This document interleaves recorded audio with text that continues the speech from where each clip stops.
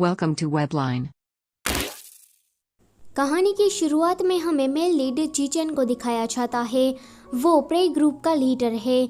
Chichen का अभी concert चल रहा था, तो इस कॉन्सर्ट में रुआन ली, जो कि कहानी की फीमेल लीड है, वो भी आई थी। एक डाई हार्ट फैन की तरह ये भी चीचेन का नाम ऑडियंस से चला रही थी। वो कहती है कि चीचेन, मैं तुमसे प्यार करती हूँ, भला कोई इतना हैंडसम कैसे हो सकता है।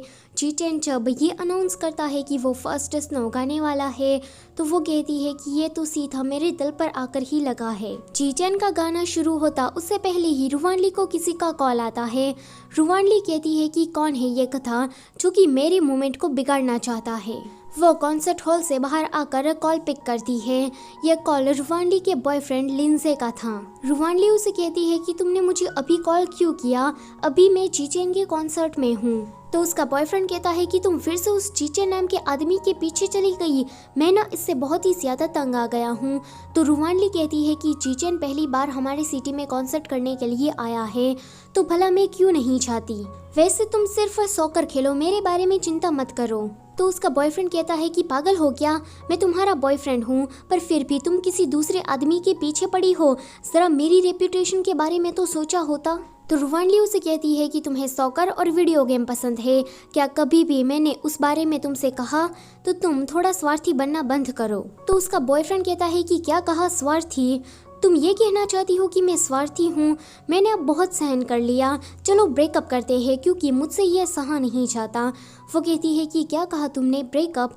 तो वो कहता है कि हाँ, अब तुम खुशी खुशी चीचेन के साथ जा सकती हो, मुझसे अब तुम्हारा कोई लेना देना नहीं है। इतना कहते ही वो कॉल को कट कर देता है। अनाउंसमेंट हो रही थी कि चीचेन का कॉन्सर्ट भी खत्म हो गया है।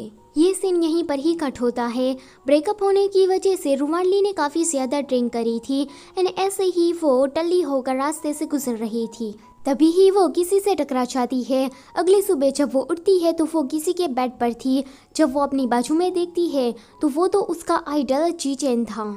वो तो काफ़ी ज़्यादा शॉक हो जाती है कि वो चीचेन के बेड पर कर क्या रही है। रुवानली पहले अपने आप को चेक करती है, फिर वो कहती है कि भाड़ में जाए सब कुछ, मुझे यहाँ से जल्दी से निकलना होगा क्योंकि कल मैंने कुछ ज़्यादा ही ड्रिंक कर ली थी एंड इस वजह से मुझे डिजीनेस फील हो रहा है एंड मुझे याद भी नहीं है कि कल रात हुआ क्या था। वो चोरी चुपके वहाँ से निकल रही थी, पर चीचेन उठ जाता है। वो कहता है कि कहाँ जा रही हो तुम। रुवानली कहती है कि हाय गुड मॉर्निंग, मुझ पर तुम ध्यान मत दो, मैं तो बस यहाँ से गुजर रही थी। इतना कह के ही वो भागने वाली थी, पर चीचेन उसे बेड पर पटक देता है। वो कहता है कि कौन हो तुम। रुवानली कहती है कि मुझे पता नहीं है, जब मैं उठी तो मैं तुम्हारे साथ थी। फिर वो सोचती है कि क्या ये कोई मूवी है, मुझे तो ये मूवी नहीं लगता, शायद ये कोई सपना ही होगा। चीचेन कहता है कि सच बताओ। रुवानली कहती है कि ये तो पक्का मुझे सपना ही लग रहा है। चीचेन कहता है कि तुम कुछ बोल क्यों नहीं रही हो, जवाब दो। उस होटल के सामने एक रिपोर्टर खड़ा था। वो अपनी रिपोर्टिंग करते हुए कहता है कि हर वक्त प्रे ग्रुप हमेशा हमें अलग अलग सरप्राइज देते रहते हैं, तो आज हम रिपोर्टर उसे कुछ सरप्राइज देना चाहते हैं। प्रे ग्रुप का लीडर चीचेन हमेशा ही कोल्ड एंड खड़ूस दिखता है, तो आज हम देखेंगे कि वो सोते टाइम कैसा दिखता है। हमने उनकी परमिशन नहीं ली है, तो हम ऐसे ही उसके रूम में घुसने के लिए जा रहे हैं। यहाँ पर अंदर रुवानली चीचेन के फेस को टच करती है, जो कि काफ़ी ज़्यादा सॉफ्ट था। वो कहती है कि तुम मुझ पर गुस्सा मत करो, देखो जिंदगी एक चॉकलेट बॉक्स की तरह है, तुम्हें खुद नहीं पता चलता कि तुम्हें क्या मिलने वाला है। शायद ये हम दोनों की किस्मत में लिखा होगा, इसलिए हम यहाँ पर मिले हैं। चीचेन कहता है कि गुस्सा करना बेकार है, देखो तुम मुझे सीधे तरीके से बता दो कि तुम यहाँ पर करने क्या आई हो, क्योंकि मुझे तुम्हारा चेहरा देखकर घिन आ रही है। तभी ही रिपोर्टर दरवाज़ा खोल देता है एंड उन दोनों को इस हालत में देख लेता है। वो कहता है कि OMG breaking news, famous idol चीचेन अपने बेड पर अपनी किसी फैन के साथ पकड़ा गया। तभी ही वहाँ पर चीचेन की मैनेजर आती है। वो कहती है कि तुम लोगों को शायद कोई गलतफहमी हो गई है, आप लोग यहाँ से जल्दी से निकलिए। पर रिपोर्टर वो तो ज़बरदस्ती चीचेन के रूम में घुसना चाहता था, तो मैनेजर उसे कहती है कि देखिए आप लोग बिना परमिशन के यहाँ पर घुसे हैं, इस वजह से मैं आप पर केस भी कर सकती हूँ। यह सुनकर वो रिपोर्टर वहाँ से चला जाता है।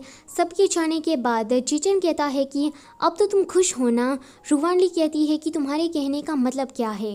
जीजन उससे कहता है कि तुमने मेरी कार को फॉलो किया, मेरे टेरिटरी में घुस गई, ये सब कुछ तो ठीक था, पर तुम मेरे बेड में मेरे साथ सो गई, ये चीज़ मुझे बहुत ही ज़्यादा डिस्गस्टिंग लग रही है।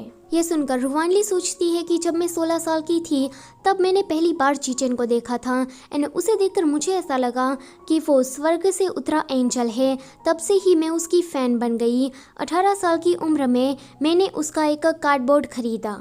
जब मैं 20 साल की हुई तब मैं उसके पहले कॉन्सर्ट में गई, पर अगली सुबह मैं उसके साथ सोती हुई पाई गई। जीजन कहता है कि तुम रो क्यों रही हो? ओह, अब पता चला, शायद तुम्हें सेटिस्फेक्शन नहीं मिला है। तुमने मेरे रूम में घुसने की इतनी ज़्यादा मेहनत की तो तुम्हें इसके बदले में कुछ तो मिलना चाहिए। पर तभी ही जीजन की नज़र जाती है बेड पर लगे खून पर। वो एकदम से चुप हो जाता है। सो चैप्टर नंबर 1 यहीं पर ही ख़त्म होता है।